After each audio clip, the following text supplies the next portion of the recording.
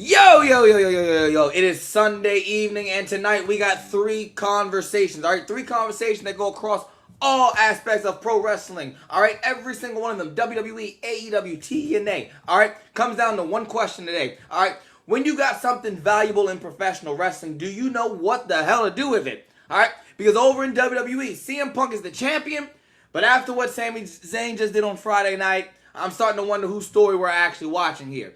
All right. Did Sami make the championship title picture more entertaining, or at this point, more interesting? Or did WWE make his own world champion look like a passenger of somebody else's story? Then over there on AEW, all right, Will Ospreay, Kenny Omega, all in. All right. AEW has spent years telling us that Will Ospreay is one of the best wrestlers on the planet. All right, and particularly the man who can carry this company to its next era. Right. Well, at some point, you got to beat the guy whose, spot you're supposed to be taking. And that's Kenny Omega. And then over there in TNA, all right, Lockdown is back, all right?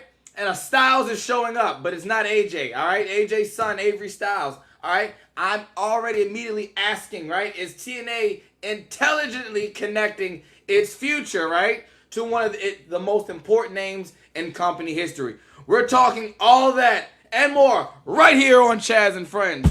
Run that intro, Red Dog. Program is a collection of idiots talking about happenings in the sports entertainment world. It is meant to be comedically informative. The opinions expressed on this show does not necessarily reflect the beliefs of their peers, their bosses, platform, or whatever network they are on. There may be some out-of-pocket things said on this show, because this is how we talk to each other. If you are young, please seek permission before watching any further. Your homies. The 3 Count Podcast. P.S. Please do not sue us. It's your boy, your nephew, your cousin. It's the Don. Chaz Evans here, checking out the hottest podcast in the world. The 3 Count Podcast.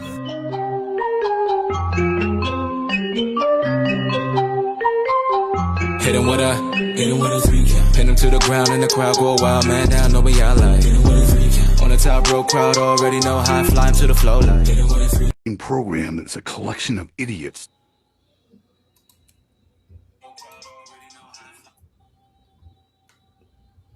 Ladies and gentlemen, boys and girls, children of all ages, this your boy, your cousin, your nephew. It's the Don of the Mid-Atlantic and the Capital Region's best kept secret. Ladies and gentlemen, I am the Don, Chaz Evans, and welcome to the 3 Count Podcast, present Chaz and Friends debate show. But it is not about me, it is about my compadres, my people that are here, my associates, or lack of the better term, just people who associate with people I associate. Ladies and gentlemen, all right, it's not about me, it's about them. Ladies and gentlemen, but first, congratulations are in order, all right?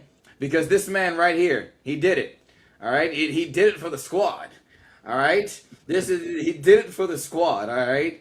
This was one for squad, okay? Ladies and gentlemen, he is, all right, the man that runs this show, all right? He rebuilt this whole studio literally in a week and a half, okay? Shout out to him. He also, all right, is not only the one, but he is now 2-time, all right? Twice as nice, all right? Ladies and gentlemen, standing right there, I don't know what screen it is, I don't know if it's mirrored or not, but on my screen it's to my right, it may be left. But ladies and gentlemen, he is the current and reigning and defending SWA Crown Champion, the Red Dog. QB1 is back. Let's go. It is the man built from the 5280, the man representing the 308 and the 808 and everything in between. He is the man that's all pressure, no savior, the Mile High Merc himself, Red Dog. And I'm feeling kind of fresh because it's reunited and it feels so good. Brandy is back on my shoulder. I'm here for all of this. And you can tell Lou. We did not tell Lou that this was a thing. We told him that. We told him that I lost. So yeah. So yeah. Like I said, that's one for the squad. One for the squad. He did it for the squad. All right. I am so happy that I have you back as my QB. All right. All right. As WR1. All right. Okay. I didn't like the other QB. He that undrafted bum. That's what it was. Undrafted bum. I'm gonna Um, tell you right now, man. I gave this thing a bath, right? I also gave it a massage and stretched it out, right? Because it's been cramped. It smells like kitty litter. It smelled like kitty litter and just desperation and missing teeth.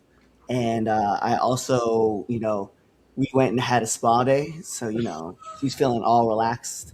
I have photos. Right?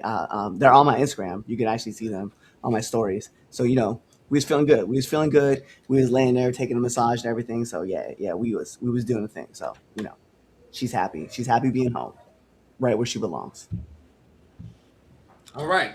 And on that note, ladies and gentlemen, introducing next. All right, he is the franchise, ladies and gentlemen. All right, he's the man that, well, he didn't know that Cliff won the belt. But ladies and gentlemen, Lou the franchise. Chaz, did you win?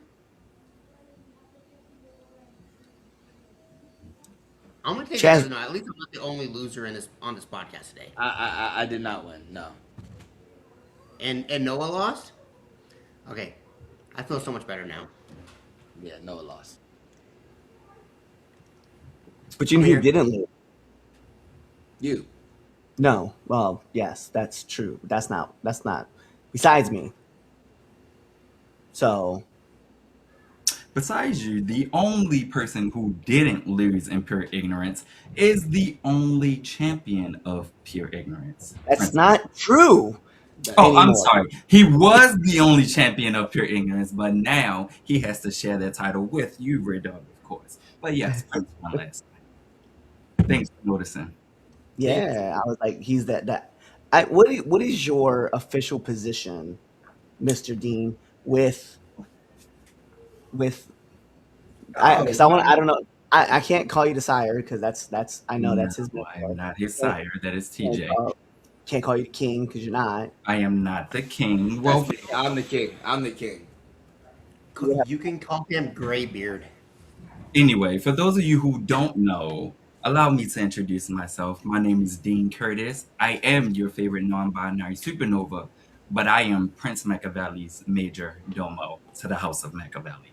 So that is my official title, Red Dog. And thank you, Red Dog, for having me here, because of course, if it wasn't for you, I wouldn't be here on that Guy and Friends episode. So thank you for having me. That guy and friends episode is crazy. Hey, real talk. I wanted to say this, right? And we started this off air, but I wanted to bring this on air. So, Dean, beard, grade A. Thank Lou, you.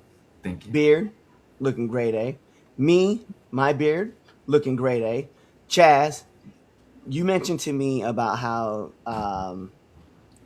family ties out in Virginia, and it's appropriate because your beard look like, Joe Dirt type style beard game going on, which is, Can almost it be considered a beard though, Red Dog? Because it don't connect. red. That's what I'm saying. Like, do you ever watch Joe Dirt? Because like his beard was like here, and it was like here. Yeah. Like it What just. about the packiness down here where it don't He's like, connect? I can grow all this. I can some pieces here, but there's nothing that grows here, or like here, but there's like this fuzz patch that grows here. You like when I see your face right now, it reminds me of all the dudes who shave their head bald but leave like the hair patch in the back of their head.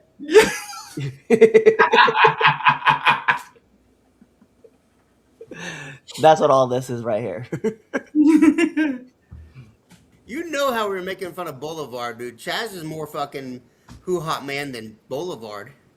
Yeah, I mean, if you're for those who don't know what Lou's referencing, there's this old Mongolian grill place called Huhat that Lou and I and our boy who's passed away, uh, Joseph Little Boulevard, we used to go to it pretty much weekly, like to get food, and like the logo looks like a Mongolian dude, like, but you definitely have like like the start of a Fu Manchu, and then like whatever this is down here, like Man, Chaz, you know The the habit patch.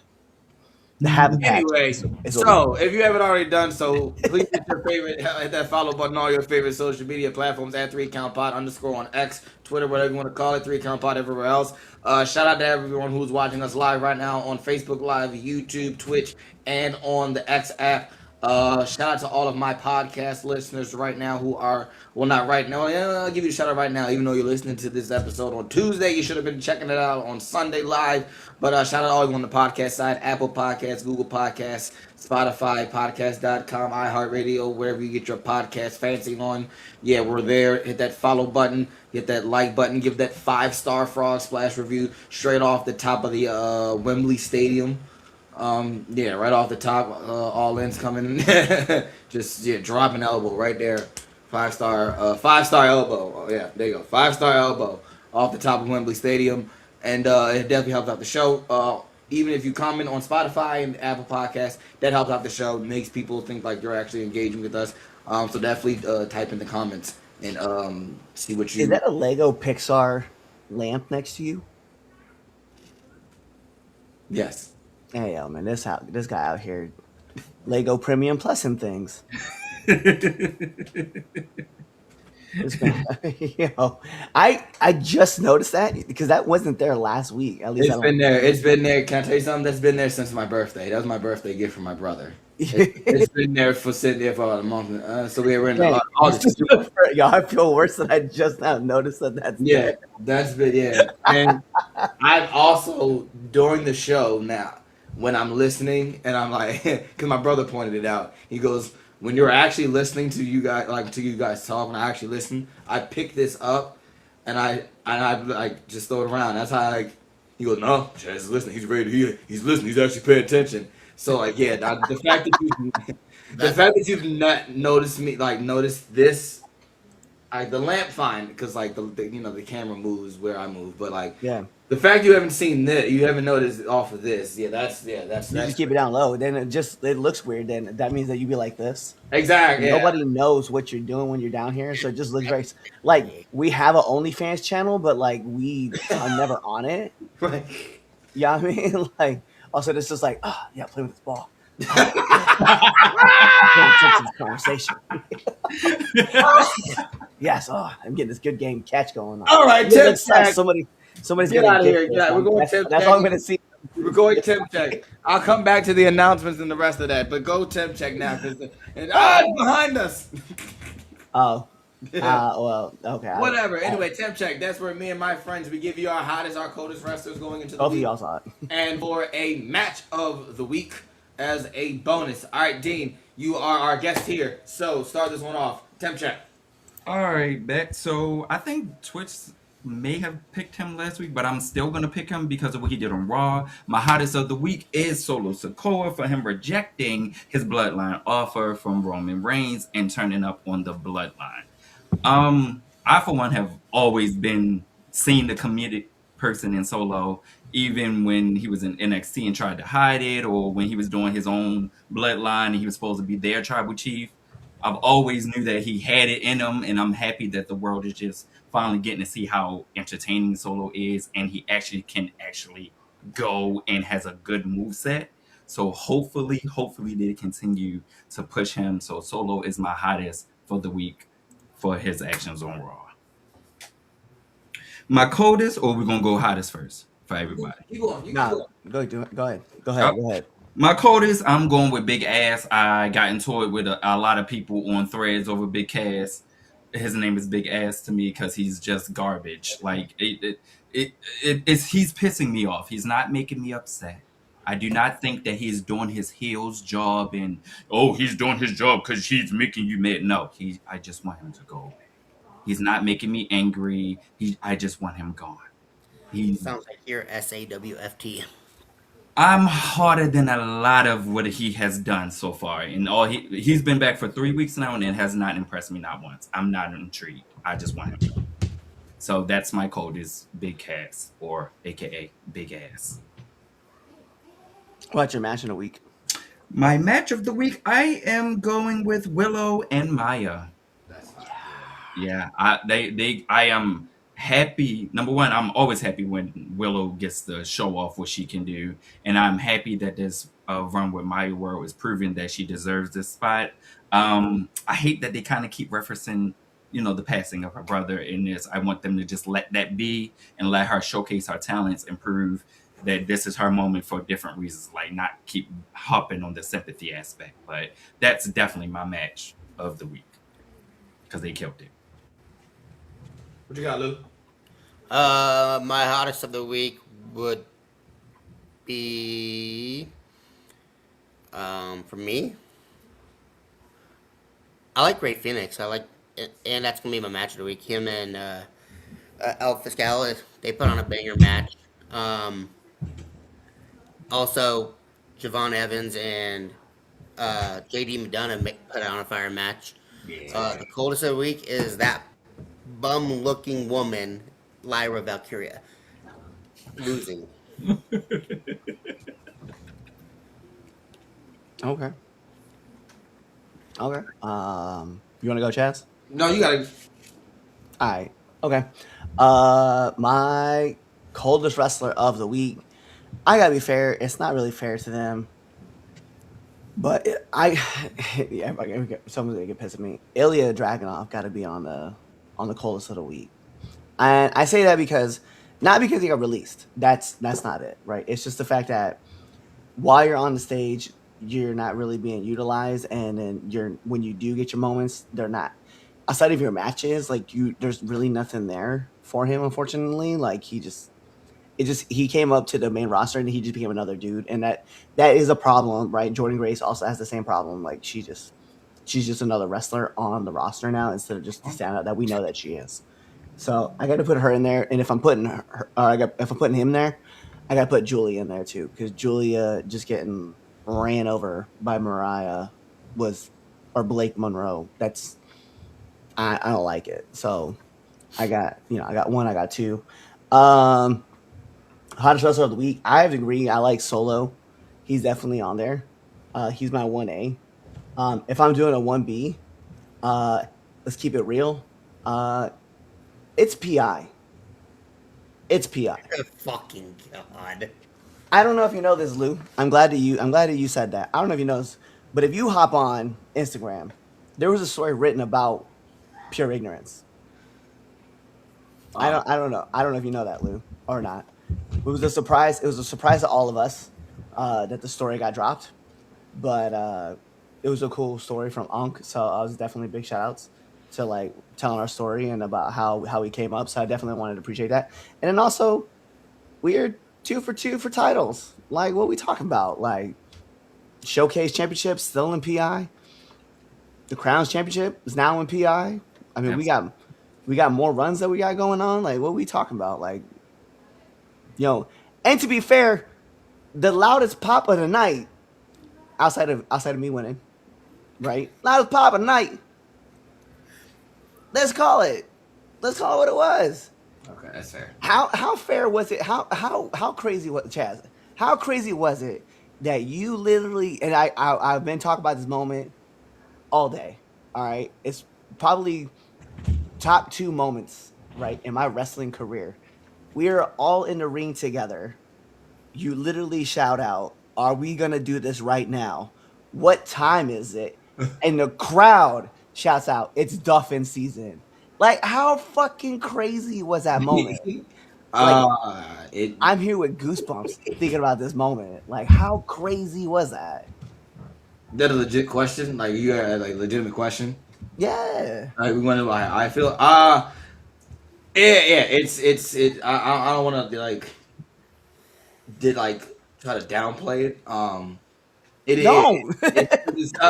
because it's it's crazy. It is crazy. What's it called? Because I get in the zone on things, and like that's one of the moments where it's like I was what the kids call it now, flow state. That's like the word that the kids be using nowadays. So like it's kind of like that. It's just like you're just in tune, and it's crazy. It's crazy, and then to have that moment just for somebody to ruin it at the end. But that's that's cool. Like I enjoy it, but it was ruined by somebody. But that's just how I feel. Well, That's why I'm not as hyped as you. that's fair. That's fair. The You moment know, the moment could have been even beautiful, but it's fair.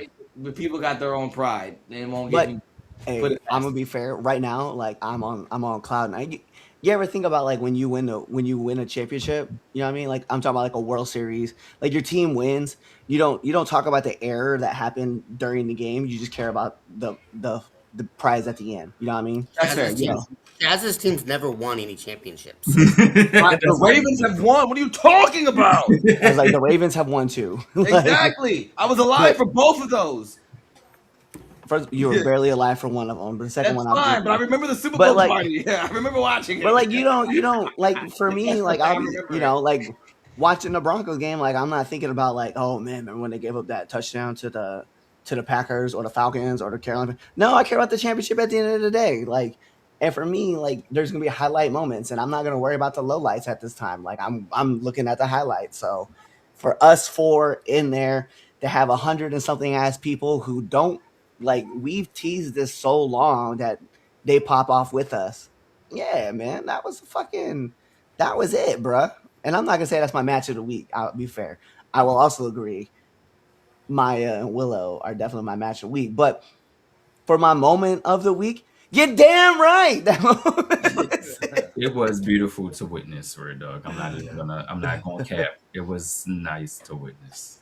I'm still popping about that shit, man. All right, yeah, it was good. You know, it's all I want to know is this: it's you see what happens when we follow orders and we just listen to me.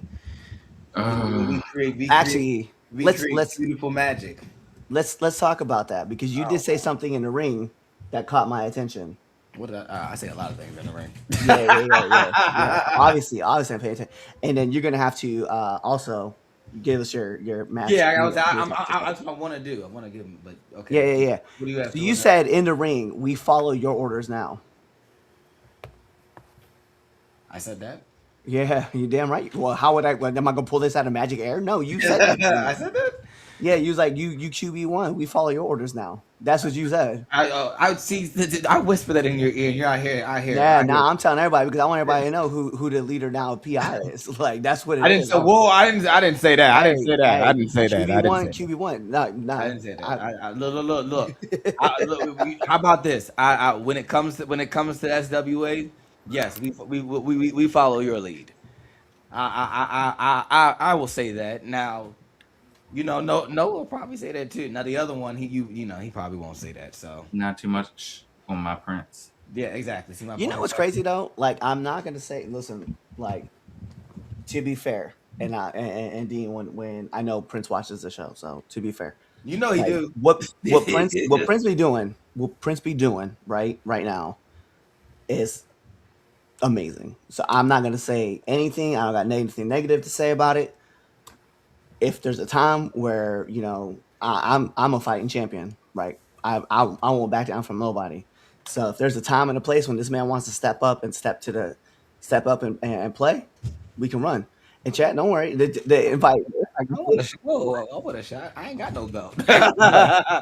Actually, Yeah, Red Dog, the that last actually time, sounds wonderful. I the actually last think time I had a belt, sorry, the last time I had a belt, Chaz, I did beat you for it. So Exactly go my on, point. Dean. Exactly. So run it back. Run it back. Well, you got it. Earn it. There you go. But yeah, Anyway, like I said, my hottest wrestler of the week is this. Get back to the show. All right, my hottest wrestler of the week. Well, I was gonna say you, Cliff, but since you put yourself over. Yeah, this guy. So besides Red Dog, my hottest wrestler of the week. Now I gotta think of another one because you definitely put yourself and made the whole PI moment a really big thing. So I don't want to PI take over the show, but my hottest wrestler, I gotta go with Solo as well. Solo's definitely the stuff that Solo's been doing the past couple weeks. We talked about it before. It's just been really good, just entertaining. right. I don't know why for a split moment I thought that Solo was about to fall in line, but they had me for a minute, and then I saw LA Knight. I said, all right, cool, here we go. Thank goodness. At least we got some decorum. But but yeah, no, Solo's gonna be my hottest wrestler, my coldest wrestler of the week, and I'm gonna try not to get into a rant about this. because it's driving me up a wall. Everything involving Chelsea Green and logic. The logic is messy. You last week she couldn't help Tiffany because she wasn't medically cleared. But I mean, excuse me. Yeah. Any baby face, valiant baby face, you're coming in there, you're saving regardless. And then I just it's a hot mess. Yeah, that's, and I want to get behind this because as we all know, anything but Rhea. Um, so I want to get behind it, but we got to bring some logic. We got to bring logic back into this, like, like just I don't know, cause like this week here she go coming out with a kendo stick, ready to swinging for the fences, looking like Anthony last night, like swinging. Now, so it don't make sense to me. It don't make sense. All right, my match of the week, and I'm surprised that no one said this match because I actually enjoyed this match and I thought it was a great ride. SmackDown's taking my match of the week, and I'm going with the main event, Kevin Owens and CM Punk. That match was fun. It's funny. It's simple. They follow a simple format and they use that Toronto crowd to their advantage, and that Toronto crowd was hot for it. I mean, Toronto gets hot for any Canadian that walks out. So, but they were in it, and they booed CM Punk, and CM Punk played the heel in that match, and it was great. Sammy getting involved, we'll talk about that. But yeah, I really enjoyed it. I enjoyed that. So that definitely takes my match of the week. Oh, we got a lot of comments coming in right now, so let me load these up. Switch on also featuring Dean the One Curtis. First of all, I don't know if I agree with the one, but I am the one. I am the one. I'll let you have that. Temp check, hottest wrestler, Red Dog, coldest wrestler, Chaz. Damn, this is disrespectful. Lou has a better shot at winning than Chaz. We should have won. Lou lost too. Yeah. That bitch belongs in a methadone clinic. Talking about the bird lady. Oh wow! Twitch wilding out. Dang, Bro, what's up, JC Fox in the chats. Also, big shout outs to him. When I hurt my back, full transparency behind the scenes. When I hurt my back, JC actually was one of the guys that reached out to me, so I was definitely appreciative that he said what up. So, yeah, man, let's get it. All right, cool. Let's go with our first topic. Let's start with WWE. All right, WWE champion CM Punk. He is your champion. All right, Kevin Owens. He gets his opportunity this past Friday. All right, everything said and done, CM Punk retains. But Sami Zayn's involvement becomes one of the bigger talking points coming out of this weekend. All right, now here's why I'm conflicted. And I'll tell you this. Right, so like from a story perspective, okay, this is cool. This is interesting. Right, Punk, Owens, Sammy, right? This is years of real life history between these people, and WWE can go like a bunch of different ways with this, right? But my problem is that CM Punk is the champion, right? Right? I now leave this championship match talking more about CM Punk than I am about. I'm sorry, not CM Punk. I'm sorry, about Sami Zayn than I am about CM Punk, who was your champion. Did we actually help Punk in this situation? Or did we not? So that's where we're starting here with the question, right? Did Sami Zayn make WWE's championship picture more interesting, or did they undermine CM Punk as champion? Let's start this one off with you, dog. Nah, I don't know if Punk necessarily. I understand what you're coming from with the story part. I think in this aspect of the chapter, like he's not the necessary piece because the story seems to be built around Sammy wanting to get retribution in this chapter of like what we're telling in this long term, like in this like short story, I guess we'll call it. So I think it just added flavor to this that we already needed, kind of already there. Like Kevin Owens' return coming in, that was hot. Punk being the champ, that was one part. Sammy in the background trying to get his come ups, I guess is what we'll call it. It from his point of view, like I enjoy it because it's like he's justified in doing it, and Punk is Punk. Like he's pretty much bulletproof, so you can like kind of push him to the side, and when he decides that he wants to get hot, like we know it gets hot. So like sometimes the pot gets to boiling a little bit too much. So I think this like adds to it, and it doesn't take away from Punk, because at the end of the day, he still retained the title, and Kevin doesn't lose any steam from this, because we know that there's also like all this real life drama that like plays out, like the like shoot side of things, but then also on the work side of things, like the stories that they've told with like Sammy and KO, like it adds in. All right, cool. So, what do you got, Lou? Does it hurt him? I doesn't. It neither really. For me, for the way I see it is Punk just won that title. He's not going to lose it to Kevin Owens, and Kevin Owens is coming back from a year and a half. Sammy interfering protects Kevin. He didn't lose cleanly, or yeah, he didn't lose cleanly. So, I don't think it hurt. I don't think it hurt it or made it better. It's just it protected Kevin. All right, so all right, go ahead, Dean. For me, I don't think it hurt at all. I like it because unlike what's that ass name? Big Ass. I don't want Sammy to go away. Like when Sammy lost his championship in 9 days, I'm like, what y'all do next with this will determine whether, to me, it was worth him losing it. What they're doing with him, to me, it was worth him losing it in 9 days, because I'm invested, like Red Dog said, I'm invested in his view versus I'm not worried about Punk. CM Punk is CM Punk. I'm invested in what Sammy's going to bring to this. When he did what he did, I was legitimately upset.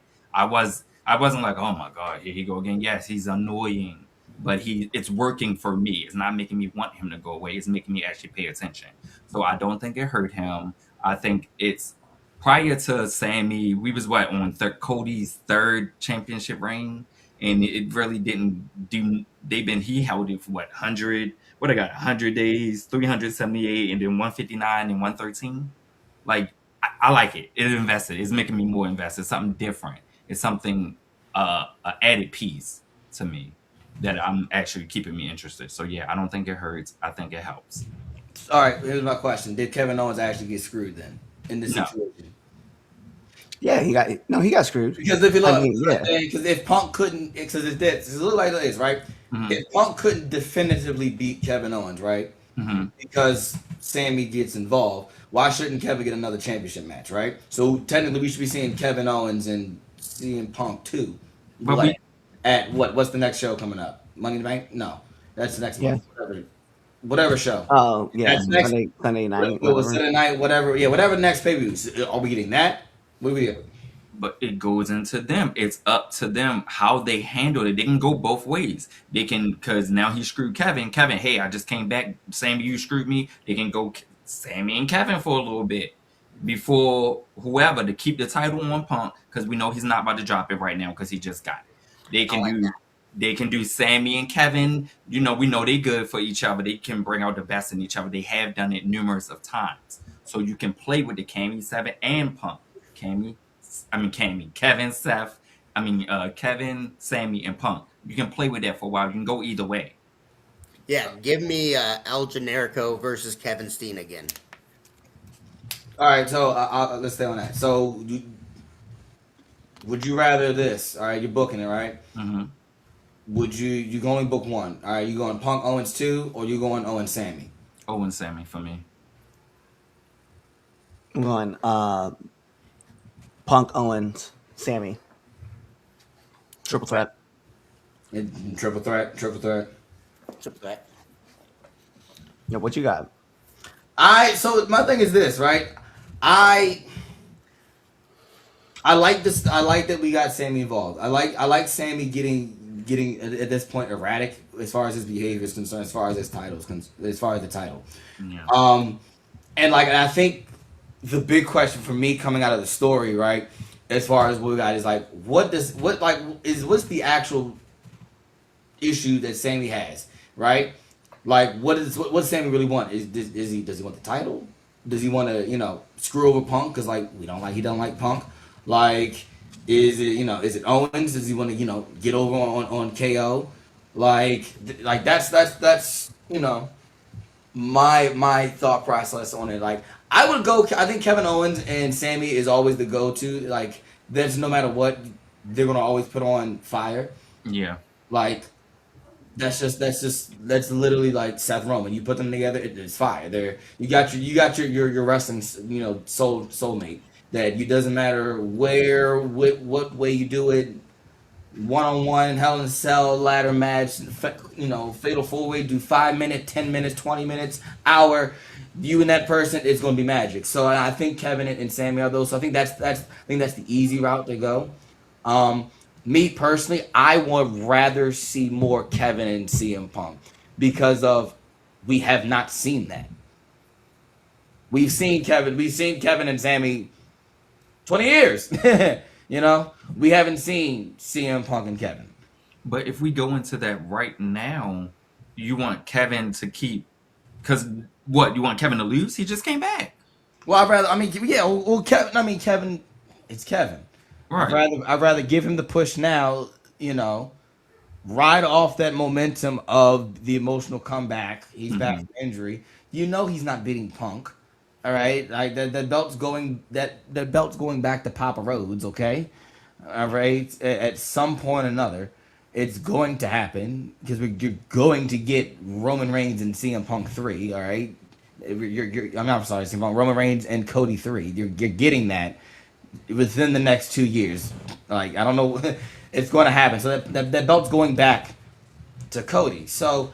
I would rather give Kevin the big story coming out of the summer, and then let him and then you can have him and Sammy beat the crap out of each other for, as the winter comes and it gets cold. Seasons beatings from Kevin Owens and Sami Zayn during the holidays. So that's me what I think. All right, here's another go. Final question on this one, right? Think about it like that. You take CM Punk out of the equation, right? And you do the exact same finish with somebody like Cody Rhodes or Randy, right? Do we still defend the finish the same way? Yep. It's still at the end of the day, it's still Sammy's call, right? Like he wants justice and he wants he wants his rematch that he never got because he lost the title in 9 days. They just moved on. And he didn't get that comeback. So, yeah, absolutely. So, if this was Randy, if this was Cody, if this was Kofi, if this was insert Trick, doesn't matter. It's all about Sammy wanting to get his title back or his opportunity to get a rematch that he never got. All right, we'll go around. And even and to be fair, also, even when he did get his opportunity, right? Because he talked about it. He talked about it afterwards. He's like, I did all the things that you asked me to do. I fought all the ways that you asked me to fight. I did everything. And what did you do? You gave me this one-on-one opportunity, and then you threw 2 other people in my match. Mm-hmm. He's like, that's not fair. He's like, I want justice, and that's what ultimately he's looking for. So it didn't matter who was in the position. Could have been anybody. You were just going to mark that person. So Sammy's justified in what he wants. Like it's not, so it just adds to the story. Sami Zayn versus Nick Aldis loading. No, I think Nick is done. I think he got his one match and he got to come out to Oasis and he was happy and he got to put over Walter and Gunther. You think he's done? You think he's done? Yeah, I think he's done. Don't do wanted that. wanted to have his wife and his kid out there to come cheer with him. That's all that man wanted. All right, what you got, Lou? Same thing. Do we what you call it? Same thing. All right, cool. All right, what do the comments say? Gear up for Canuck Civil War. I'm here for it though, because that fight is going to be crazy. Sammy versus KO. That is the only comment that's in there. Only comment. All right, cool. I'm bringing your mom at? My mom is not in the country.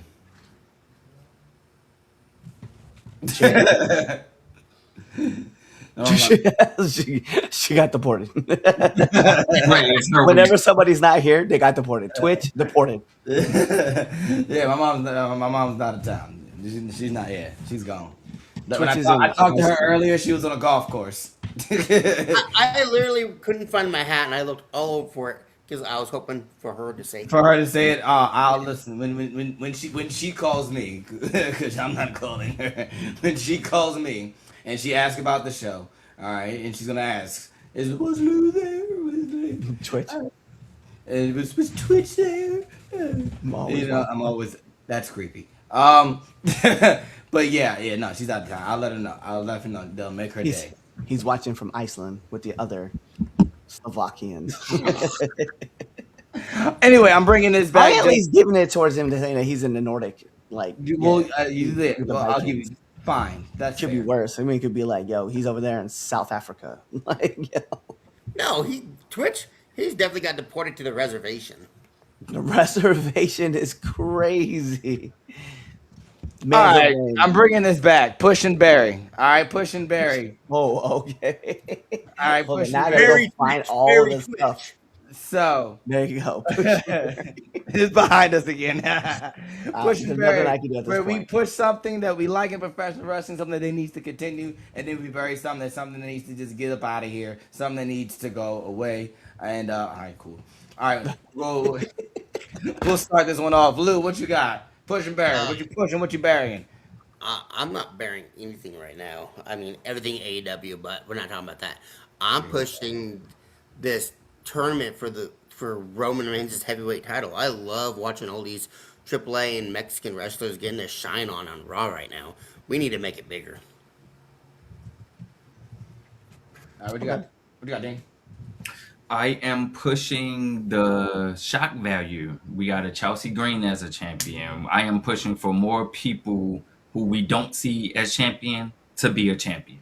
He's So- pushing 37. Hey, yo. Anyway, so Boom. yes, I am pushing, and I am burying people like Lou who thinks that 37 is old. I am burying people like Lou who thinks that my gray and my beard makes me older than his when he looks 50 years older than me. I am Boom. burying people like Lou. Yeah. Boom. Fuck. I'll be fair. Like, all right. I'm going to tell you what I'm pushing. And Lou said something, and it's wilding out, bro. Wilding out. I'm pushing currently what's going on with this Continental Classic on AEW. Mhm. We have got some fire fucking matches from this. Yeah. Big shout outs to the fact that we have Nigel McGuinness in this tournament, and that he is facing against Kyle O'Reilly. And now we're also getting Claudio versus John Moxley too, I think it is. Now, because like we had that in the Continental Classic, and now we're having it here in this tournament. Like, I'm here for this. Like, these two matches that are going to be coming up on Dynamite in Glasgow is going to be crazy. And then I don't even care who the winner is at this point. Like, I'm here for all of it. Like, it's going to be an amazing time. So I'm pushing that because this is something that like I'm here for with it. What I'm gonna bury is no, shut up. My watch is trying to talk to me. It's trying to give me its suggestion. No, I don't need it. I'm burying I'm burying all these rumors with Bailey, right? Like, listen, whether she stays, she goes, it doesn't really matter. We just want to be happy for her. Like, I'm tired of like AEW stands being like, well, we can use her better here, and WWE fans are like, she belongs here. Ayo, man. At the end of the day, just be happy for whatever decision she ultimately pulls, right? And I that's what we gotta be better as like IWC, like as a community. We just gotta be better. We can't be like, well, y'all didn't know how to use her. Look how great Mercedes is doing over here. Okay, cool. Mercedes is doing great in AEW. She was also doing great in WWE. Like, let's not bury one side or the other. So that's where I'm at. All right. This is what I'm going to push. No, go ahead, Cliff. I was gonna say I wanted to also push one more thing. If you guys don't know, and Lou has no idea, I'm going to talk about this. Lou has lost 30 pounds. I want to put that out there. Yeah, this man is putting in work. He's not double XL, Lou, but he is still El Diabito, Lou. So we are working our way there.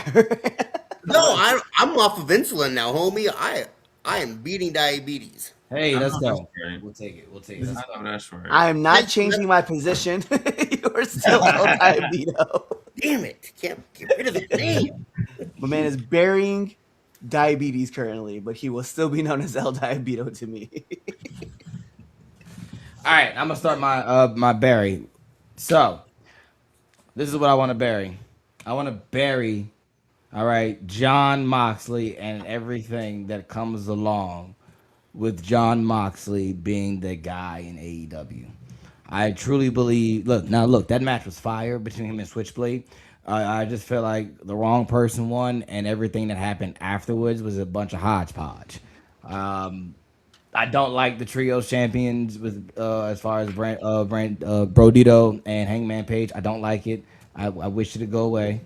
Um, I don't. Sorry, I don't like it. And yeah, that's why we think we should bury. We should just Switchblade should have won that match. He should definitely be going into the the finals. What I'm going to push though, still stick on the AEW side, which will also be a lead-in for our next topic. That package with with Will Ospreay and Kenny Omega. I mean, Will Ospreay made me ready to run through a wall. Okay, a wall. I was doing push-ups, sit-ups, and like I was ready to go while this man was speaking. And so that's how you hype a matchup. That's definitely how. If you weren't hype already, that definitely got you hyped. So we'll use that into a segue. So look, all right, Will Ospreay, all right. Will Ospreay is supposed to be that guy, okay? I'm going to try to simplify this, right? Will Ospreay is supposed to be the guy. Maybe not today, right? But when people talk about the next era of AEW or even just the next era of professional wrestling, all right, people are always talking about Will Ospreay. His name is always being brought up in the conversation, okay? Then you've got Kenny Omega. Kenny helped establish what AEW is, okay? Kenny represents the original promise of AEW. Elite level professional wrestling, all right? That's, outside of the norm, which is what? The WWE. An alternative. So when you put these two guys together at Wembley, right, there's something bigger happening than just who's the better wrestler, all right, who's winning the belt. It's like this is almost like generational matchups, all right. This is the guy who helped build AEW versus one of the guys who's supposed to carry it forward. So that's why I'm asking, if Ospreay is really AEW's future, does he have to beat Kenny Omega at Wembley? All right, because at some point being called the future is not enough. Sometimes you got to actually take the spot and become the present. All right, so open around. I want to go around. Does Ospreay have to win? Yes or no? What you got, Lou? No, absolutely not. It's Kenny Omega's time to carry that title for a little bit.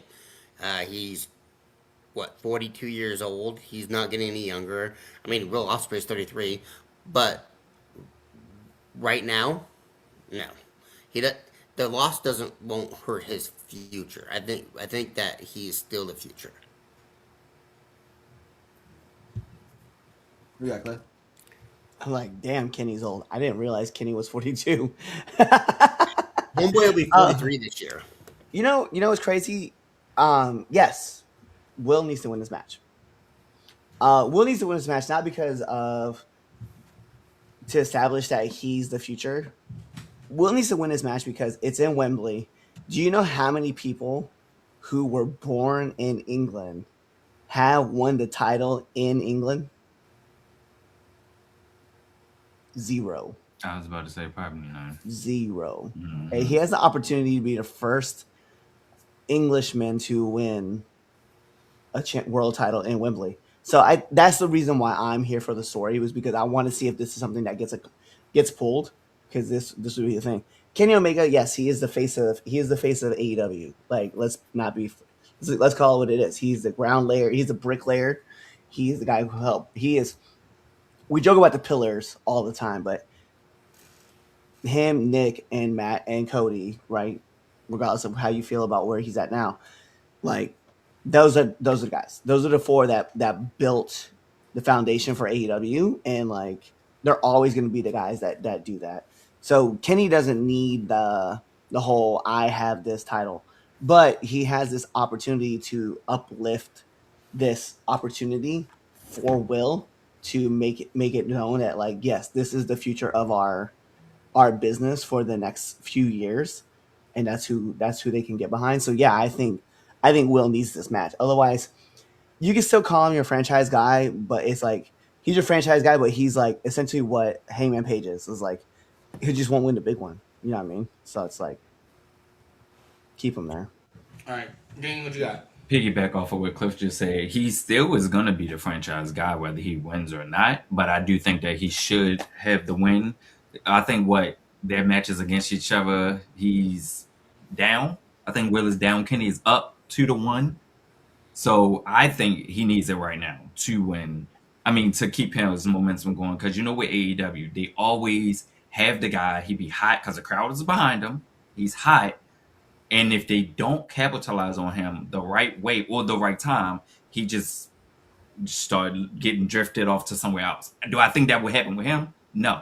But do I think he needs to win this one for him to be considered their franchise? Yes, it would be nice.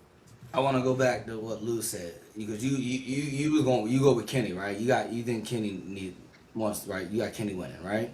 So I want to ask you this: what does AEW gain by Kenny beating Will Ospreay? A better Kenny run. That's it. Knowing that his time is coming faster than Will Ospreay's, it's a Kenny time. So who benefits more from the victory? Not who deserves it. Who benefits more? Kenny Omega, hands down. He benefits more from beating Will Ospreay. Yeah. So you don't think that Will winning against Kenny is a bigger deal? No.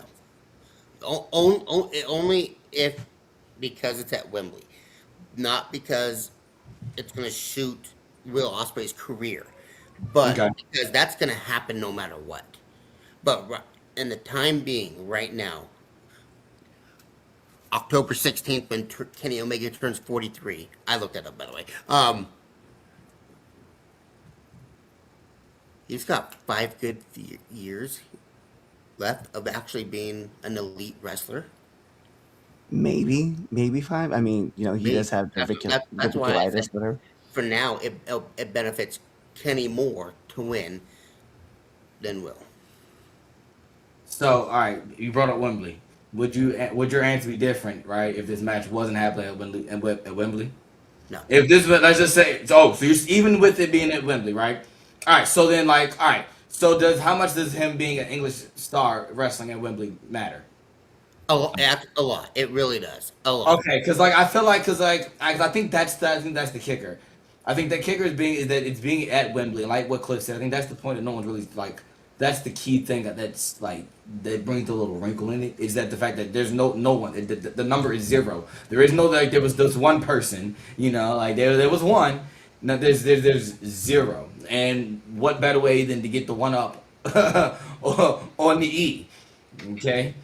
That's something else that they can have over them. So But here's my question for you for that. Sorry, as we're talking about Wembley. AEW has been in Wembley 23 and 24. Mm-hmm. Now 26. How many are we going to see? A 27, 28? Can Will Ospreay wait another year? Can Kenny wait another year? I don't know. Yeah, that's my point. Like, I think this match right now with the mega let's call it what it is, the megastar, right? Because Kenny is the ultimate bout machine. He's the megastar. People talk about him. I didn't want to use like the EVP title. I don't care about that. It's just that when you think of like final bosses, and I'm not talking about The Rock, right? You think of Kenny Omega. Yeah. Like, Kenny is the guy. Like, he's like, when you want to become elite, you have to go through Kenny, right? And we've talked about it with all the matches. I mean, you go back from Okada to Will back in New Japan, right? Like, there's levels to this game, and we know where Kenny stands. So for Kenny to stack the deck, right? And he's like, hey, I know you're gonna come in here with emotion. I know that you're gonna come in here with your family. You're gonna come here and do this. I'm going to take all of this away from you because that's what I do. Like for Will, this and the fact that he has the opportunity to become the first Englishman to win a world title in Wembley, like I just it does so much more for him because you don't know if you're gonna be able to get this run again with him. Like What? the only other person that's gonna be equivalent to this, and this is where I play devil advocate with it, is if you do this match in Wembley against Okada. Why can't you have the Kenny run last a year and then have Osprey win it next year? He doesn't need it. He really doesn't need it. For his Kenny legacy, doesn't he need it. does not. For his legacy, he does not. Yeah, Kenny Kenny Omega does doesn't not need need it. it for his legacy, but it's the last hurrah. He doesn't need it. It was, I mean, like when we look at John Cena's like title run, and I'm not talking about 17, look at 16, right? It was a month long. Like it was just to put the next title on the next guy, the next transitional champ. I I agree. think that's where Kenny is. I think Kenny right now, like being at this is like what's his is this his third run with the title, second run? Second. Like second? Yeah, I mean, you can always put it back. You're only gonna get one shot at this one moment where you have these two dudes who are in the one's at the end of his prime while the other one is in his prime. Like being able to kill this show the way they're gonna want to do it. I You're would only gonna rather get this have. opportunity one.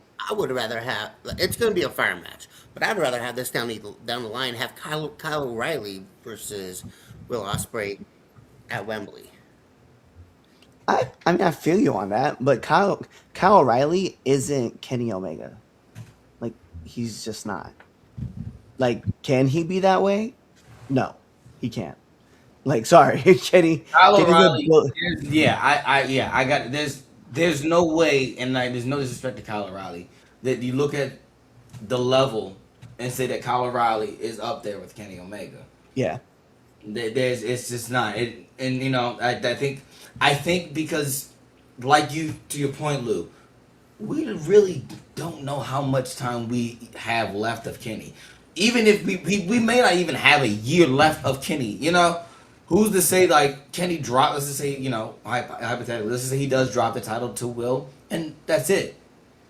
Now knowing Kenny, he's gonna do a whole hoorah send off. It's Kenny. Kenny's got to be dramatic. yeah. So he's gonna get a whole goodbye tour, turn it into some type of story where my man, next match I lose, I retire, and he goes on like some win streak for like we know we're getting that. But let's just say like that's it. Why wait the year? Like, because like let's just think about it. Like, how many times have we seen like there's a star that's hot, right? And they wait to pull the trigger, they wait to pull the trigger, they wait to pull the trigger, and then all right, cool, it's time to pull the trigger. Nobody cares. Nobody That's why I cares. said that earlier. They do that often. Both companies do it. Like, why do they risk that same mistake, right? By waiting another year? Because be for real, we were trying to get Will the title when he walked in the door. It's just that's just the fact. They were talking as soon as they said as soon as he showed up. He wasn't even signed yet. When he was doing the Forbidden Door shows, they were saying, "Yeah, AEW Championship, dude, not signed yet." So I think, I think it's probably like a year is too late. I think at this point we need to do it now, or we're just not going to do it, and we're just going to go. It's like, oh, he always gets there, and he never doesn't. But then it's like you waste a real good moment because this Kenny Omega story is hot. Mm-hmm. It's like when you know somebody can be your guy, how long, right, really should you wait before giving them the company? And he's didn't have two international championship reigns. He just did the Owen. He just won the tournament. It's why not now? Why would you wait? Do it now while it's hot. They following. They're invested. They're interested. Do it now. Stop And waiting. then at the end of the day, here's where I would also put it to you, Lou. Kenny loses, right? The title switches. You put Will on this little run, and I say a little run. Like you could put him on. I don't care, 6 months, whatever. I don't care about the run. I ultimately think that at some point in time it becomes Kenny Omega versus Will Ospreay, the final match, right? Because that will be where Kenny ends it, and then you have the 2-2. Now you have a 3-2 ultimate winner, and then Kenny's putting over Will Ospreay as the new person that's taking over. I say this. I say this. What you do? You have Will win the belt, right? Will wins the belt. He loses it at Winter's Coming to MJF. Okay, and he loses it. He takes it off at MJF again, and then he goes into Wembley as champion. And then you do MJF Will Ospreay at Wembley next year. You look at me crazy, but you know that's Tony Khan booking. First off, You look yeah, at me. because You look at me, MJF you and know it's Tony true. and Tony Khan are fucking best friends. Fuck MJF. All right. Final question on this one, and we'll wrap this one up. I enjoyed this one. But all right, finish this sentence for me, guys. Will Ospreay leaves Wembley as blank. Starting off with you, Cliff. What do you got? Will Champion. Ospreay leaves Wembley as. Champion. All right, Dean. Will Ospreay leaves Wembley as. Your new champion. Lou. Will Ospreay leaves Wembley as. Defeated. Okay. Mm. Okay. Chaz. Will Ospreay leaves Wembley as. The franchise player. Yeah, I think that's the coronation. I definitely think they're giving Will the belt. I think this is the moment they'll probably do some whole shebang bang in England. They'll give him a crown. They'll be cheesy. It's Tony Khan. So they'll do something along that lines. But yeah, I think this is the coronation. Will's going to be your generational, at least generational star for the next 5 years. When you're talking like, all right, cool. There's your Braun Breaker. There's Obafemi. We were talking about that last week, right? These are the next 10 guys over as far as the E. Well, over in AEW, Will Ospreay, and I think this is the stamp where they set their flag like this is the guy. You know what's crazy? I'm glad that you brought that up, right? It's weird to think that that's going to be the next person that's leading AEW. And I only say that because Darby, you have MJF, right? Ultimately I understand where you're going with it because Kenny is ultimately the Roman Reigns right now of AEW. Yeah. So to see the comparisons and stuff, I'm like, damn, dude, I hate that Will Ospreay is being compared to Braun Breaker because we know that Will is more of a, I don't want to say Cody because Cody cuts great promos. Will is getting so much better and so much more comfortable. He's a young, mid I don't say mid age, middle Randy Orton, if that makes sense. Like a 09 Randy Orton. Those promos are coming together fire. He's really great in the ring. We're all excited about what he's doing and stuff. And Will is at that point right now where he's about to break into a whole new level. And we're seeing it play out right in front of us. And I think it's weird to compare him to a Braun Breaker or Obafemi. I understand you're putting the company on his back for the next 5 years, 10 years, maybe, that you're hoping that this will ride on. But it's just, I don't know. I understand the comparison. I just don't like the comparison because I'm like, damn, this is rough. That's fair. I can get that. I can get that. I can get with that. I can get with that. All right. So everybody answered that one. All right. Cool. Let's go to the comments. Boom. And then we're gonna bring on another Sharing segment. Chaz. Then the indie roundup. Cliff, you got the indie roundup. Yeah, I got it. All right. And then we'll do that, and then we'll go to our last debate topic. Chaz comparing Ospreay to Breaker because we know Breaker ain't beating Femi. Hi, Mom. Oh, there she is. Where's Twitch? Deported. Iceland. Back on the reservation. Back on. Dean looking like he's running an art gallery. I thought that as well when you popped up. I was like, wait a minute. That's it. Real quick. Yeah. Hey, Mom, I need you to put this in the comment section. What do you think of my new title? And new. This guy, as I hit my microphone. As he hit his This guy. mic. And you, dead guy. That guy. All right, let's go with the indie roundup. SWA results last night finally came through, so we want to make sure we give love to our sister promotion right there, SWA. All right, Cliff, let's go. You can skip my match though. You don't have to read the results. All right, so here we go. So we're gonna start this off with. Oh wait, hold on. Amazing. Thanks, Mom. We're gonna start with the Ascension match, which was Massive Mike defeating Two Time. Which big shout outs because I do want to talk about this. So Massive Mike was talking about Two Time and how he trained him. I want to pull like full back on this, but like also there was a very good like father son moment in there too. I really wanted to just. I know not a thing to do, but I'm touching base on it. I don't give a shit. SWA Tag Team Championships. We have Jesse O'Brien and Common MK defeating the Calamity to become the new tag team champions, and that was a great match. It was a lot of fun to watch. Dean Mosley defeats Chaz Evans and Logan Riley. Oh yeah, I was supposed to read that one. Yeah, Chaz Evans. SWA Showcase Division Champion. It is Prince McAfee defeating Sickin to retain his championship. Woo!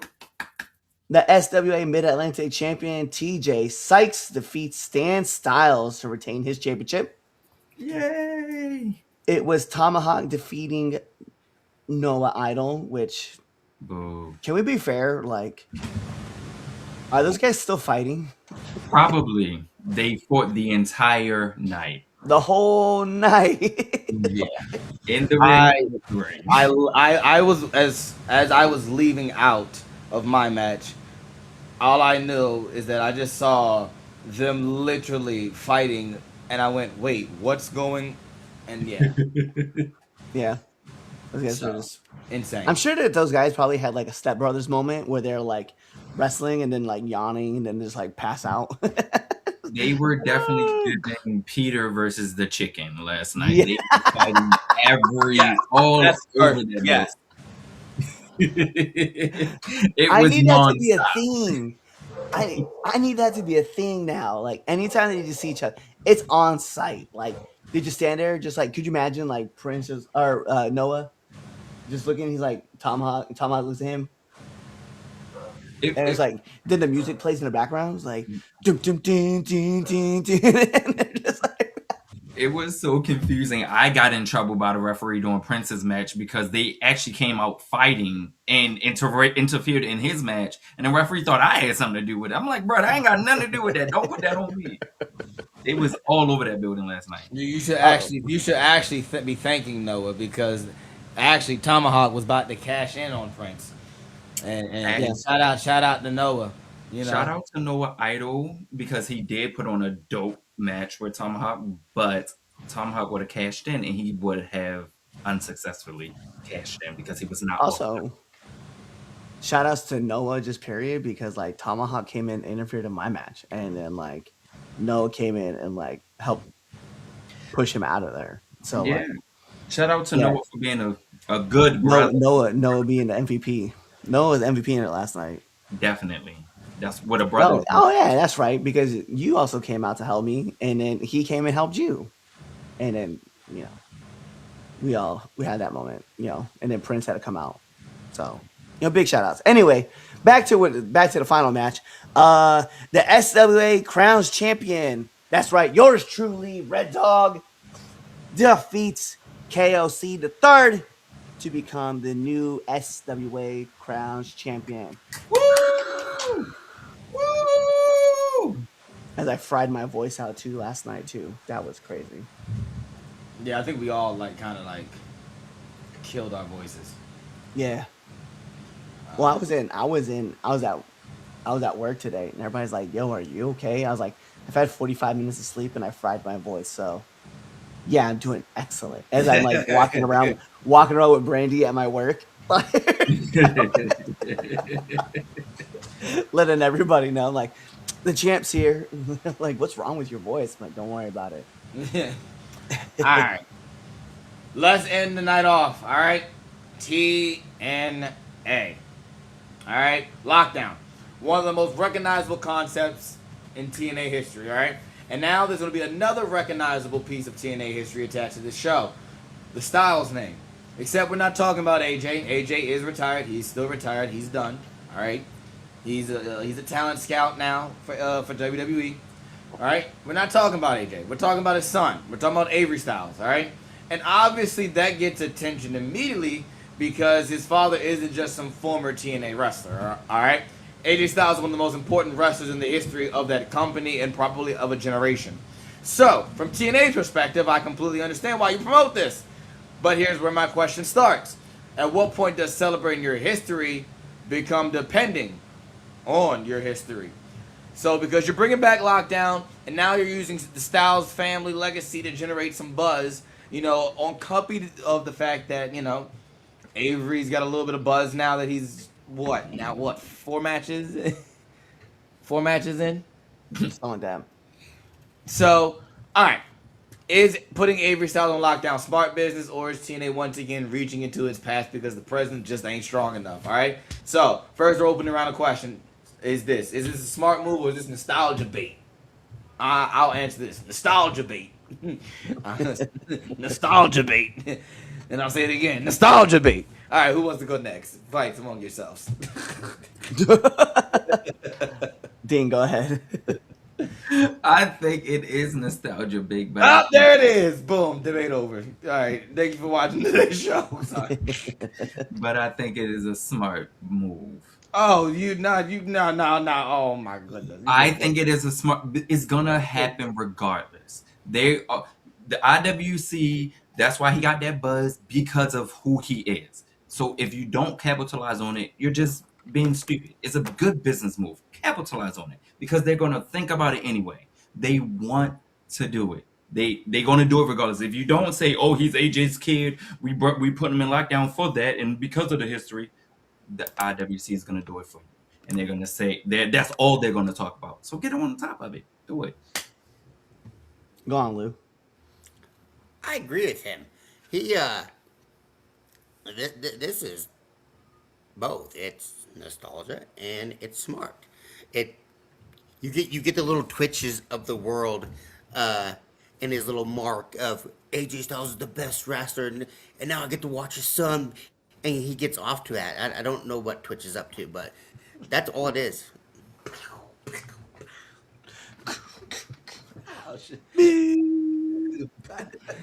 My man's not even here to defend himself. He's just taking the shot. Pow. Yeah. Jeez. My man hitting it from 142 yards. Right. Crazy. I'm gonna be fair. Okay, this is definitely a nostalgia bait. Like, I agree, right? Do I think it's a great move? No. I don't. Oh, buddy. I don't think it's a great move. Here's the ultimate problem, right? Because you hear the name Styles, right? Avery, it's AJ's kid. Okay. What happens if he doesn't live up to the expectations that the IWC wants? That's going to be the problem. Then what you're going to do? You're going to blame the company. Oh, well, the company didn't know how to use him. They didn't know how to push him. If he was in the WWE, this wouldn't have happened, blah, blah, blah, blah, blah. And then what happens? Like, where do we go from there? Like, understand, like, there's a lot of great talent that's in TNA. I'm not going to even play around with it. Like, Avery is in the best position for him because he's going to be able to elevate himself up and work with all this talent that's going to be help him grow. Not even a debate. Like, that's just a thing that's going to happen. Even if he just is not clicking, he will get all that help, and we know that he'll have those opportunities. My biggest worry for him is essentially the same reason why WWE does not let wrestlers use their family names, right? Very, very seldomly does it happen. Dominic Mysterio is our most recent, but we have, for every Dominic Mysterio, there's a Curtis Axel. You know what I mean? Like, Randy Orton, you could be like, yo, he's doing great, and he's an amazing talent. But when you look around, there's more drop balls with people who have these like famous last names than they are for people who are not, right? And however it gets pulled, right? But it's sometimes they just do not live up to expectations that you're hoping with the family name. They were so worried about the Steiner last name, they did not let Braun Breaker use Braun Steiner. Like he was using it on the Indies. We know he was using it on the Indies, but they would not let that man call himself Braun Steiner when he showed up, which is why we have Breaker. We know that when Scott Steiner's kid, gets brought into the business, he will not be using the Steiner last name. Like they will give him a different name. It's those things, man, where you're not sure if the kids will live up to the legacies of their fathers. I mean, like Eric Bischoff's kid, like was David. No, that's not his name. Well, he didn't pan out, right? We look at Flair's kids. Charlotte is one of those exceptions, but Charlotte also had two brothers. But Charlotte earned. But the thing is, a lot of people don't know. Charlotte earned that Flair name. They didn't Right. originally. She earned that joint there because at first they were just calling her Charlotte, Yeah. because they She told her had to earn it. Yeah. you had to earn it, and they said if you're gonna go Flair, You gotta go. Oh, you because she gotta was. go all Remember, out. she was. Yeah, she was dipping her toe into it. She wasn't really Yeah, doing. They told her to lean into it. But if you notice, like her two brothers, like they didn't. right. They wasn't doing the thing. You know what I So mean? I want to piggyback on that, Cliff. So because you bring up the good point. Now is this if his name wasn't Styles, would Avery be getting this opportunity? No. If he's still okay, is he still AJ's kid though? Yes. Yeah. Okay. He's still Yes. yes, He'll be yes. getting this opportunity. Hmm. It would still we would still be like, oh yo, Avery's there. Like, AJ's kid is in there. Like we would still be saying that. But Okay. What there's if it's still not AJ's kid?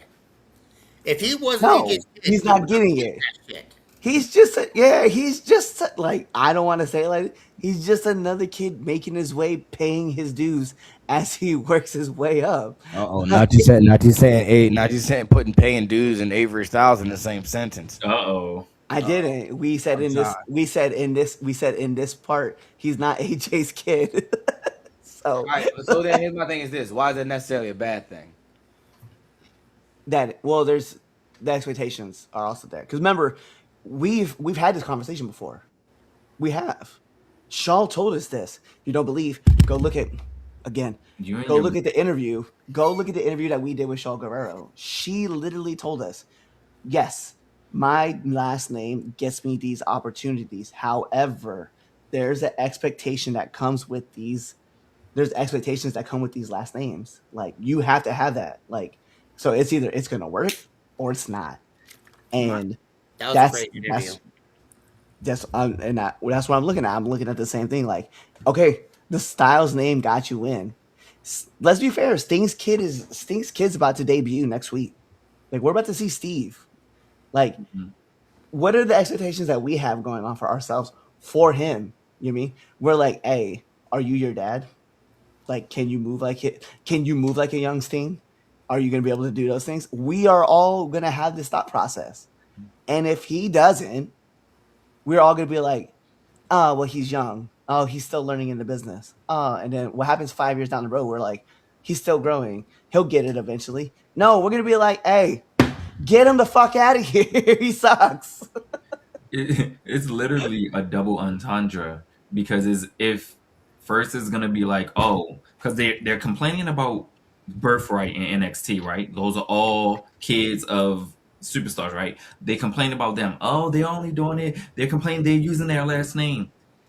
If they were not doing it, like I said earlier, they would still do it because Lexus King, when he first came, changed his name. He didn't use his Brian Pillman Jr. Nope, I'm Lexus King. Online, they kept saying it. You didn't use your dad's name. Why not? Why is he not using his dad's name? Is he ever going to live up and be good enough? They did it anyway. So what TNA is doing, they're like, hey, we're going to do it anyway. So they're going to do it to us anyway. So we might as well just beat them to it first. And let's get to it. That's the way I would look at it. And you notice all those kids, they don't have the name. We know who they are. Right. David Finley, we know Brian Pillman Jr., we know, Santino's kid, right? Like we know who they are. It's just they're not allowed to use their names. Like because they want to make those people separate characters. And Brian Pillman Jr. is a hell of a talent. And when we watched him in AEW and he was with the blonde, that Mhm. whole thing wasn't really floating with us. but we know that he can wrestle. We know he can go. We know he's got like all of this great movesets. And then you brought him into WWE, and guess what they did? Hey, man, you can't use Brian Pillman Jr. We don't want, just in case you're really not as good as you think you are, we don't want to taint his name. And so they're like, you could be whoever you want to be. So he became Lexus King. And guess what? That man is fucking fire. Mm-hmm. William Regal's kid is in there. Yeah. He don't call himself Regal. Yep. Nope. Even reports say Aaliyah is now training. She's now at the PC. She's not going by Mysterio. It's just that a lot of them don't do it. But even if you do change your name, the IWC is still going to compare you to your parents. So like you said earlier, Cliff, it's up to you. Yeah, your name gets you in that door, but how you carry it is how far you go. Because you can suck, and they're going to trash you. Or you can be good, they're still going to trash you and then say it's only your last name. And take, for me, Dominic Mysterio. When he first came out, they say he only got it because he's raised kid, blah, blah, blah, blah. Dominic dropped the weight, put in the work, went heel, tried to distance himself from his dad as much as possible. Dominic did great work, in my opinion. He's a great worker. He can do good for himself. He still get trashed and say, oh, it's only because he's a Mysterio. I mean, let's be fair. Let's use the one that really, really, really, really, really, really matters. There's two names. Actually, I'm sorry. There's three names of people that we know that we had not brought up that have the last names that had to elevate way above what it takes, right? Randy Orton, because you had to be good. And he sucked at first. We all said it when he was doing the overdrive as his like finisher, and the shoulders like 73% healed, and it was getting there, right? Jimmy and Jay, the Fatus, we knew why they got in there, right? Jesus. And fucked up part, it wasn't the dad that got him in. Nope. It was the uncle that got them in. So, I mean, the Fatu name, right? Really, Anoa'i name is a clear big one. Roman is another one, right? So, and then Cody. Like, Cody's name, like, Cody got in. We compared Cody to Dusty and Dustin. And then what happened?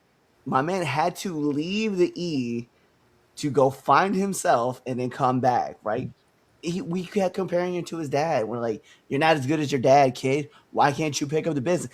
And the thing is Cody was good, but we needed him to be great. Mm-hmm. And he had to leave. And that's the problem I'm having right now with Avery, is that like, you're getting this opportunity because of who your father is. Clearly there's a legacy thing there, understandably. But unfortunately for you, you have this high ass bar that you got to go ascend to. I don't know how you're going to do it, but we're going to give you all the tools. You have the name, get all the tools. You got to go get it. Mm-hmm. All right. So the TNA nostalgia problem. All right. So they're bringing back, TNA's bringing back Lockdown, right? And then promoting AJ Styles' son. At what point does honoring your history become living in your history? All right. So like, does modern TNA have its own identity at this point? Does it? Like, no, it doesn't. Cool, right? So, that's my next question: is what does 2026 TNA stand for at this point? Because like, think about it like this: you move away. If I remove the Hardys, if I remove all the styles, reference the classic events, all those old TNA nostalgia stuff they brought back, what's left that feels uniquely TNA? The women's well, she's leaving, Sade. Even though, she's former WWE, but Sade is just killing it. She's an amazing talent. I think the two biggest things that stand out to me, right, is Sade is definitely the first one that I like I just said. And unfortunately, like, that might be about it. Like, that she's it. She's the only thing that stands out that's unique, and they're losing her. Like, I don't really know what's on TNA's roster, because if we took away, take all of the family out of it, Nick Nemeth, his brother, he gone too. The Hardys are gone. Like, there's Gabby Forza. I'm gonna be fair. Gabby Forza, Bear Bronson, like, obviously the friends of the show, by the way, for those who don't know. So yes, we have some bias in that. I do, at least. So Bear, Bronson getting to resurge himself. Um, I think that is the one thing that's unique out of the whole situation. Him, Gabby. I am a big fan of the Nomi and then Sade. So I think those are my three that stand out the most. Mind you, I'm also taking Mustafa out of it as well. What about you? What you got, Lou? What you think? What you think? Nada. I I think that it's gonna be a waste.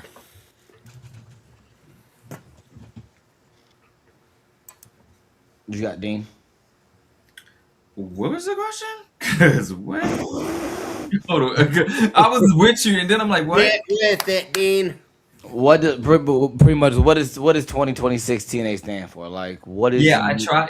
what You is said uniquely TNA at this point? Like yeah, you get you rid said of removed all of the the the X nostalgia. Division. What is TNA? Yeah, nothing. Nothing. They are struggling to have. If you remove, Trash. I'm sorry, they're struggling. Like he said, they're losing people to AEW, they're losing people to WWE. If you take their identity, WWE just used their identity for Nick Aldis's match and used all of his background. So no, I don't think if you remove all the key players, no, I don't see. I can't. Only thing when I think of TNA, their identity, I think of the X division, their ring, and those stipulation matches. That's if I remove that, I don't have nothing in Yeah, 2026. I think you actually just hit it. Like the X division is like always fire. I feel like that's always like a staple of what TNA has, and then the system and like I said, Sade. Like I think those are the three because they had a women's tournament match that they just did, but also they're losing a bunch of their talent too. So Yeah, it's like, exactly. what are we doing now? Where are we going with this? But this is typical TNA. They had us earlier in the year, maybe the end of the year. They were doing great. It's like they made that one wrong decision, like they always do, and everything just started They went to tripping. AMC. That's what the problem You was. start losing people. Well, you get rid of people, and then once Yeah. you get rid of like one or two, it just seemed like all the dominoes just kind of fell because like Hmm. Sammy's gone, Steve's gone. I mean, you look at Tommy Dreamer gone. I mean, that was a killer right Yeah. there. Like that Yeah. was kind of like all she wrote. Once he was like, "Yo, I'm leave," all right, I left. Everybody was like, "Whoa, what is happening over here?" I to be fair, I think TNA's biggest problem was once Scott Demore left. Like that was the end all right there. Like we just saw the final nails like start Yeah. to get put in. Yeah. Yeah. I think that what I agree with the X division. I think AJ Francis Yeah, is one that makes TNA feel unique. Um, yeah, TNA's it's a lot of things. It's they ride on the history. All right, here's a question for you. Who's the greatest second generation wrestler ever? oh, Right off. Yep, that's the bomb. All right, because you been talking about Avery, right? And we talked about living up to their parents' the level of their parents, right? So Easy. greatest second generation wrestler of all time. You got yours, Luke. All right, you can Oh start yeah. with who you Charlotte got. Flair. Charlotte Flair. Okay. mm, What did Charlotte do that eventually made you stop thinking about Rick? Um, she she elevated the women's division. mm, okay. I mean, I that's cool. All right. I'm not mad at it. I mean, you right, Eddie Eddie Guerrero. Okay. You want me to talk? Let's be fair. Like like we talk about a man who literally elevated like everybody around him, like up until his passing. Like that's to me. Okay. So I guess that'll go with the same with my follow up. What it did eventually make you stop thinking about that parent, and that's elevate, right? Yeah, I mean, because I feel like I understand like the question that you're asking, obviously, and like there's with I know Eddie's youngest daughter. I think is gonna now breaking into the business now. She's training, Yeah, so yeah, like yeah. I think that's like yes, yes, yes. so she we'll see what happens with her as she like moves in, but yeah, right now it's yeah. I mean Hector Guerrero like was a staple, but like Eddie made a whole book. You know what I mean? Like, Yeah. All right, Dean. The greatest right now from my second generation wrestler is the greatest Mysterio of all times, Dominic Mysterio. He is the greatest second generation wrestler of all time. All right. We end this podcast after that bullshit. Did we employ Liv for like a 5, Dude, 15 Dean second went to his cameo? inner white girl. Like I was looking down at the Lego and I'm just and I'm just listening and I said, how did Dean turn into Liv in like 2 seconds? Like, there was the tone, pitch, and everything. I'm like, whoa. I had to look up. Was like, did we get Liv for like 15 seconds? somebody's been looking in the mirror practicing. Gotta be like that was spot on. Spot on. All right, Dominic. All right. Why? What makes you? What does the Dominic do that makes you stop thinking about it? Yeah, Is this is what that I want to DK? fucking hear. Yeah, I'm curious. Back it the fuck up. What you got? I just think that the way that he turned his he just turned the heat all on and made it his own. Whether everybody said he was just trash, or did they say he was too big to be trying to do his dad moves, the way he took his character, made it his own. That's why I give him his props. That's fair. Because the Dom's run with the IC belt was generational. And that's why I feel like the Dom is a good answer. I can listen to a Dom. All right. I'll also be fair. I have like, as far as like second generation. Well, no, he doesn't count because he's actually a third generation wrestler. So I can't go. You with gonna it. say The Rock? No. Although that is a good choice, but Rock's third, yeah. yeah, I think that. But I was also looking at Randy So yeah, Randy was and Cody. yeah. So I'm I'm going with Cody. I'm going with Cody. You look at and it's a toss up between Cody and Charlotte for me, but I'm going to lean more just because Lou picked Charlotte. I'll argue on the side of Cody. Lean more Cody. You look at Dusty Rhodes. You ask any old head Dusty Rhodes, they light up. Okay, people when you talk Dusty Rhodes and you talk wrestling, all right, it's like the old people call it. There you go. You see that right there. That gets people going. All right. Same thing with when you talk to people about Rick. All right. People light up. Cody does that for this generation of kids. Very much. Cody, you talk to kids. This podcast sees my own children and how when Cody comes on the screen, okay, and how lights up.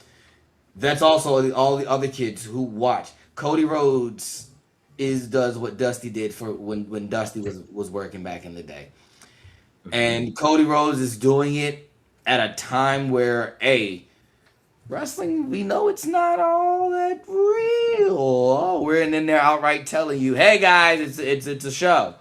And Cody can still make these kids, and some adults, suspend their disbelief.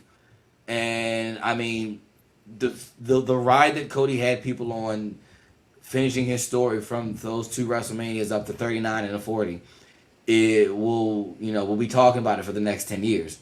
And people are still trying to imitate WrestleMania 40 matches on the indies.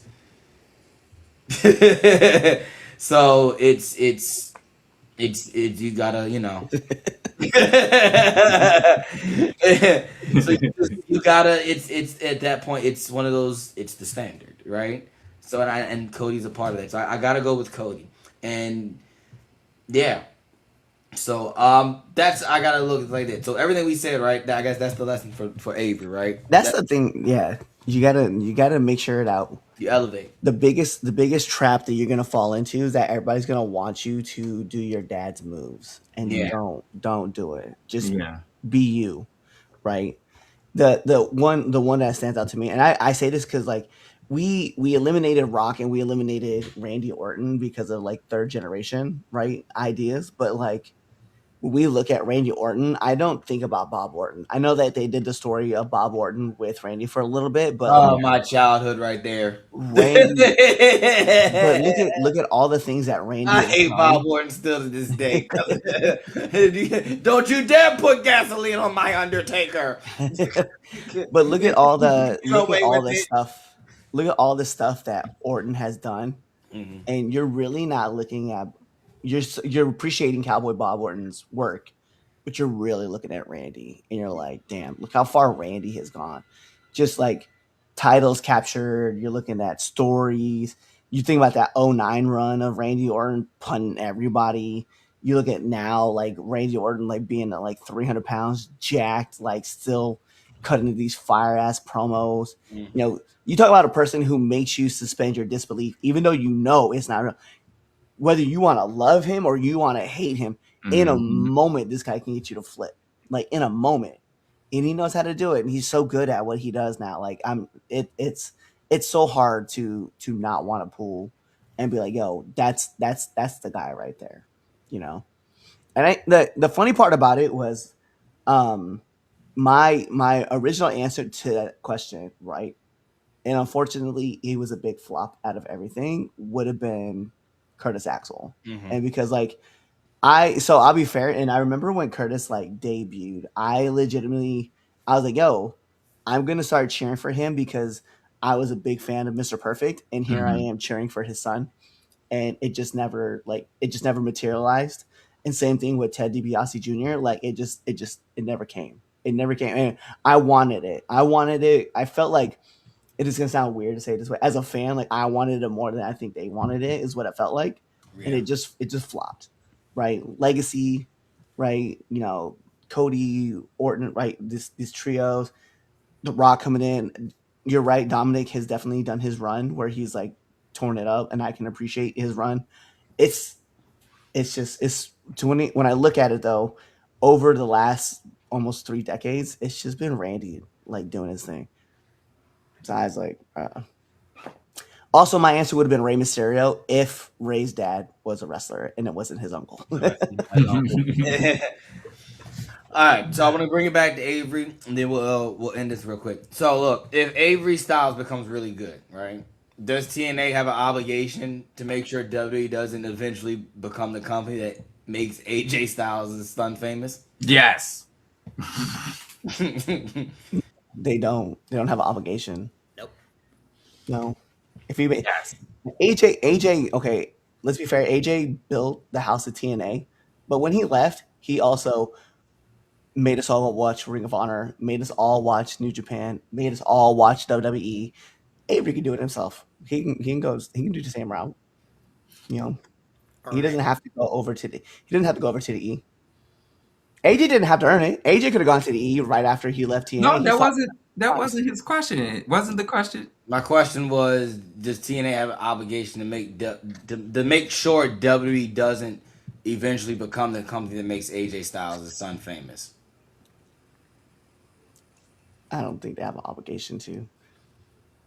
Yes. Don't let y'all breaking them in. Y'all don't let WWE swoop in and steal him.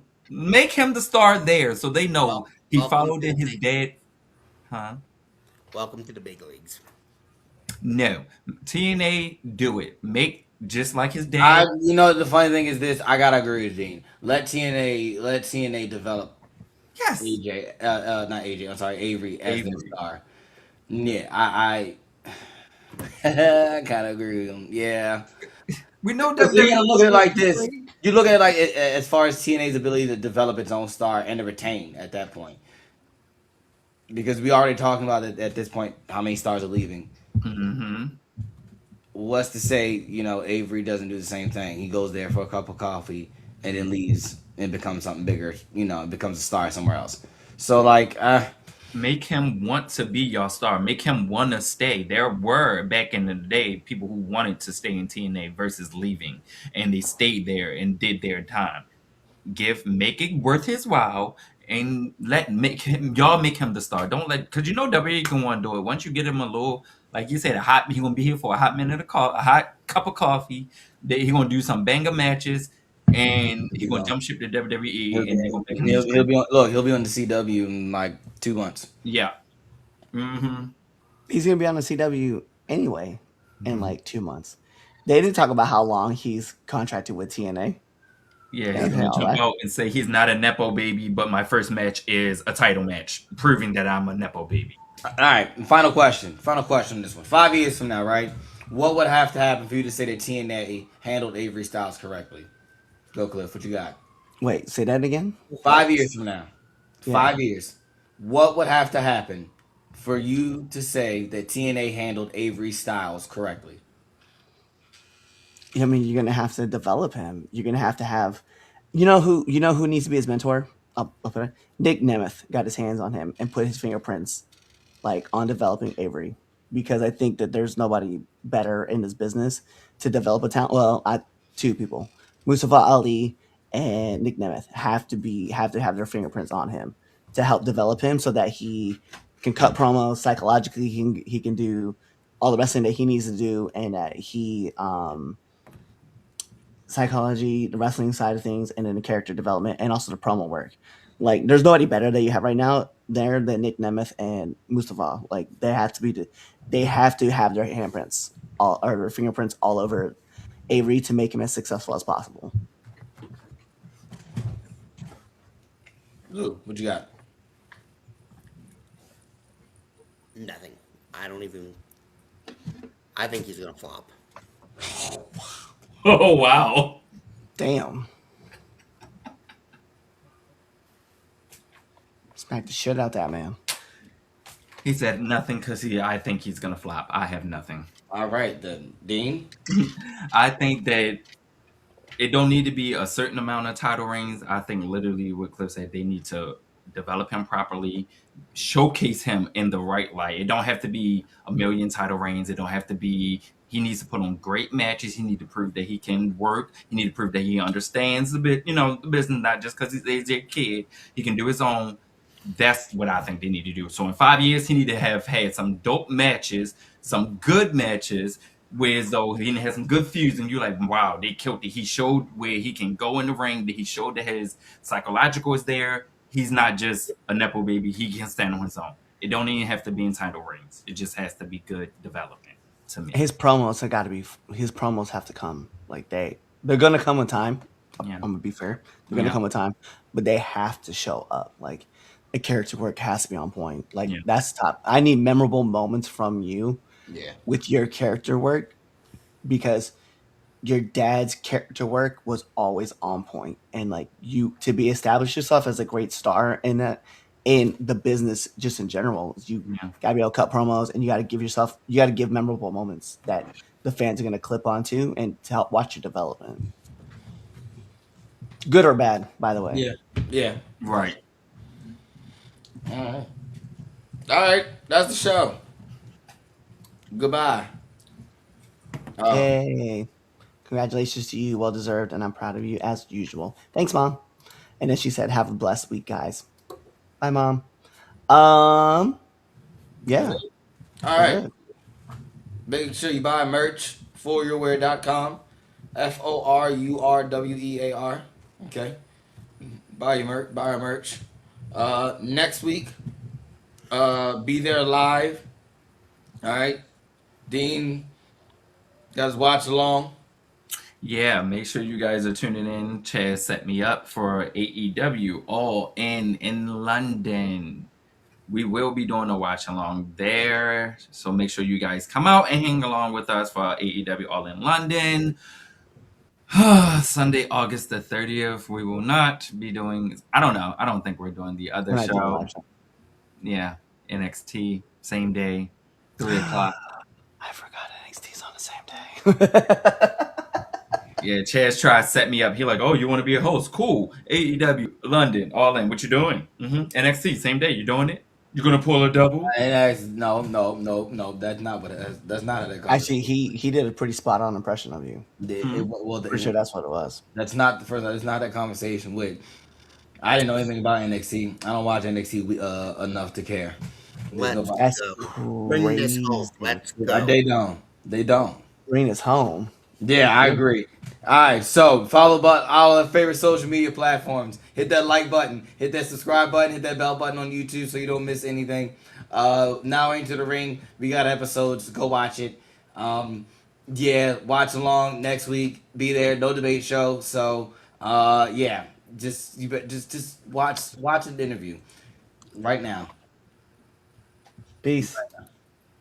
Hey, thanks for checking out this episode of the 3 Count Podcast. If you like this and you want more 3 Count Podcasts, go on over to our YouTube page, hit that subscribe button, hit that bell button so you never miss when we put out a video. Also, follow us on Instagram, Twitter, Facebook, Twitch, all things social media, 3 Count Pod _X. 3 Count Pod, everything else. Also, make sure you buy our merch at foryourwear.com and prowrestlingtees.com.